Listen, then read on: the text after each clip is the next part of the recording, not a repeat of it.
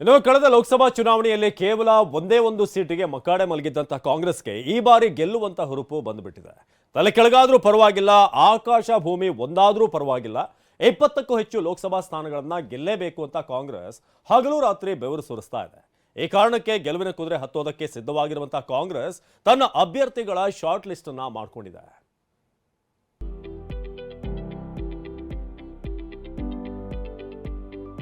But ಯಾವಾಗ ಬರ್ಬೋದು sir ಅವತ್ತು ನಿರೀಕ್ಷೆ? ಆದಷ್ಟು ಬೇಗ ಬರುತ್ತೆ ಅಂತ ಅನ್ಕೊಂಡಿದ್ದೀನಿ.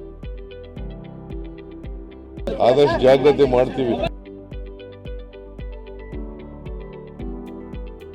ಕರ್ನಾಟಕದಲ್ಲಿ ಕಾಂಗ್ರೆಸ್ ಬಿಜೆಪಿಯನ್ನ ಮಣಿಸಿ ಗೆದ್ದು ಬೀಗಿರಬಹುದು, ಆದರೆ ಲೋಕಸಮರದಲ್ಲಿ ಮೋದಿ ಎಂಬ ಹೆಸರಿನ ದೊಡ್ಡ ಶತ್ರುವೆ ಕಾಂಗ್ರೆಸ್ ಮುಂದಿದೆ.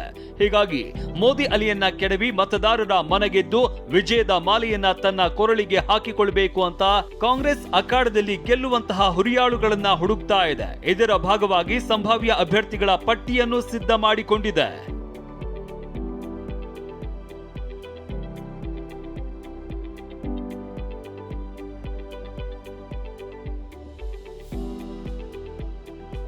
CM Siddaramaiah, DCM DK Shivakumar, ಸಚಿವರು, ಶಾಸಕರು ಈ ಬಗ್ಗೆ ಮ್ಯಾರಥಾನ್ ಮೀಟಿಂಗ್ ನಡೆಸಿದ್ದು 15ಕ್ಕೂ ಹೆಚ್ಚು ಕ್ಷೇತ್ರಗಳ ಸಂಭಾವ್ಯ ಅಭ್ಯರ್ಥಿಗಳ ಪಟ್ಟಿ ರೆಡಿ ಮಾಡಿದ್ದಾರೆ. ಈ ಪಟ್ಟಿಗೆ ಕಂಡೀಷನ್ಸ್ ಅಪ್ಲೈ ಅನ್ನೋ ಕೊನೆ ಕ್ಷಣದ ಬದಲಾವಣೆ ಹೊರತುಪಡಿಸಿದ್ರೆ ಬಹುತೇಕ ಸಂಭಾವ್ಯ ಅಭ್ಯರ್ಥಿಗಳ ಪಟ್ಟಿನೇ ಫೈನಲ್ ಅಂತ ಹೇಳಲಾಗ್ತಾ ಇದೆ. ಈ ಪಟ್ಟಿ ಟಿವಿ9ಗೆ ಎಕ್ಸ್ಕ್ಲೂಸಿವ್ ಆಗಿ ಸಿಕ್ಕಿದೆ.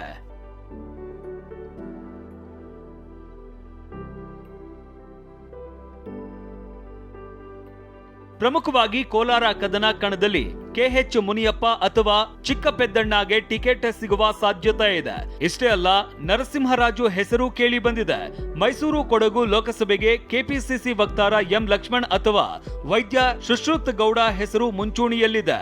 ಚಿಕ್ಕಬಳ್ಳಾಪುರದಲ್ಲಿ ರಕ್ಷಾರಾಮಯ್ಯ ಅಥವಾ ಮಾಜಿ ಸಿಎಂ ವೀರಪ್ಪ ಮೊಯ್ಲಿಗೆ ಮಣೆ ಹಾಕುವ ಸಾಧ್ಯತೆ ಇದೆ. ಬೆಳಗಾವಿಯಲ್ಲಿ ವೈದ್ಯ ಗಿರೀಶ್ ಅಥವಾ ಲಕ್ಷ್ಮೀ ಹೆಬ್ಬಾಳ್ಕರ್ ಪುತ್ರ ಮೃಣಾಲ್, ಉತ್ತರ ಕನ್ನಡದಲ್ಲಿ ಶಾಸಕಿ ಅಂಜಲಿ ಲಿಂಬಾಳ್ಕರ್ ಅಥವಾ ಭೀಮಣ್ಣ ನಾಯಕ್, ತುಮಕೂರಿನಲ್ಲಿ ಮಾಜಿ ಸಂಸದ ಮುದ್ದಹನುಮೇಗೌಡ, ಮಂಡ್ಯದಲ್ಲಿ ಸಮಾಜ ಸೇವಕ ಸ್ಟಾರ್ ಚಂದ್ರು, ಕೊಪ್ಪಳದಲ್ಲಿ ರಾಘವೇಂದ್ರ ಹಿಟ್ನಾಳ್ ಸಹೋದರ ರಾಜಶೇಖರ್ ಹಿಟ್ನಾಳ್, ಚಾಮರಾಜನಗರದಲ್ಲಿ ಎಚ್ಸಿ ಮಹದೇವಪ್ಪ, ಬಳ್ಳಾರಿಯಲ್ಲಿ ಇ ತುಕಾರಾಂ ಮಗಳು ಸೌಪರ್ಣಿಕಾ, ಬೀದರ್ನಲ್ಲಿ ಈಶ್ವರ್ ಖಂಡ್ರೆ ಪುತ್ರ ಸಾಗರ್ ಖಂಡ್ರೆ, ಕಲಬುರಗಿಯಲ್ಲಿ ಮಲ್ಲಿಕಾರ್ಜುನ ಖರ್ಗೆ ಅಳಿಯ ರಾಧಾಕೃಷ್ಣಗೆ ಟಿಕೆಟ್ ಕೊಡುವ ಸಾಧ್ಯತೆ ಇದೆ. ಇಷ್ಟೇ ಅಲ್ಲ, ಬೆಂಗಳೂರು ದಕ್ಷಿಣಕ್ಕೆ ಎನ್ ರಮೇಶ್ ಕುಮಾರ್, ಬೆಂಗಳೂರು ಕೇಂದ್ರ ಹ್ಯಾರಿಸ್, ಬೆಂಗಳೂರು ಉತ್ತರಕ್ಕೆ ಕುಸುಮ ಹನುಮಂತರಾಯಪ್ಪ, ಹಾಸನಕ್ಕೆ ಶ್ರೇಯಸ್ ಪಟೇಲ್, ಹುಬ್ಬಳ್ಳಿ ಧಾರವಾಡಕ್ಕೆ ವಿನಯ್ ಕುಲಕರ್ಣಿ ಪತ್ನಿ ಶಿವಲೀಲಾ, ಚಿಕ್ಕೋಡಿಯಿಂದ ಪ್ರಕಾಶ್ ಹುಕ್ಕೇರಿಗೆ ಟಿಕೆಟ್ ಸಿಗಬಹುದಾದ ನಿರೀಕ್ಷೆ ಇದ್ದು ಸಂಭಾವ್ಯರ ಪಟ್ಟಿಯಲ್ಲಿ ಸೇರಿಸಲಾಗಿದೆ.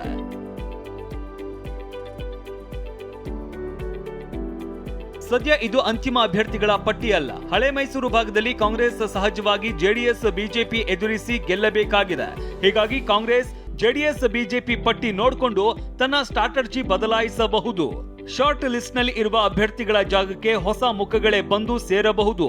ಈ ಬಗ್ಗೆ ಮಾತನಾಡಿದ ಸಿಎಂ, ಶೀಘ್ರದಲ್ಲೇ ಪಟ್ಟಿ ರಿಲೀಸ್ ಮಾಡ್ತೇವೆ ಅಂತಂದ್ರು. ಲೋಕಸಭಾ ಕ್ಯಾಂಡಿಡೇಟ್ಸ್ ಯಾವಾಗ ಅನೌನ್ಸ್ ಮಾಡಬಹುದು? ಲೋಕಸಭಾ ಕ್ಯಾಂಡಿಡೇಟ್ಸ್ ಆದಷ್ಟು ಜಾಗ್ರತೆ ಮಾಡ್ತೀವಿ. ಸದ್ಯದ ಪರಿಸ್ಥಿತಿಯಲ್ಲಿ ಒಂದೆರಡು ಸಚಿವರನ್ನ ಹೊರತುಪಡಿಸಿ ಉಳಿದಂತೆ ಯಾವ ಸಚಿವರು ಕೂಡ ಲೋಕಸಭೆ ಚುನಾವಣೆಗೆ ಸ್ಪರ್ಧಿಸೋದಕ್ಕೆ ಸಿದ್ಧರಿಲ್ಲ. ಶಾರ್ಟ್ ಲಿಸ್ಟ್ ಆಗಿರುವ ಪ್ರಕಾರ ಕಲಬುರಗಿಯಲ್ಲಿ ಮಲ್ಲಿಕಾರ್ಜುನ ಖರ್ಗೆ ಸ್ಪರ್ಧೆ ಮಾಡೋದಿಲ್ಲವೇನೋ ಅನ್ನೋ ಅನುಮಾನ ಹುಟ್ಟಿಕೊಂಡಿವೆ. ಪ್ರತಾಪ್ ಸಿಂಹ ಎದುರಾಳಿಯಾಗಿ ಬಹುತೇಕ ಒಕ್ಕಲಿಗ ನಾಯಕರನ್ನೇ ಕಣಕ್ಕಿಳಿಸೋದಕ್ಕೆ ಕಾಂಗ್ರೆಸ್ ತಯಾರಿ ಮಾಡಿಕೊಂಡಿದೆ.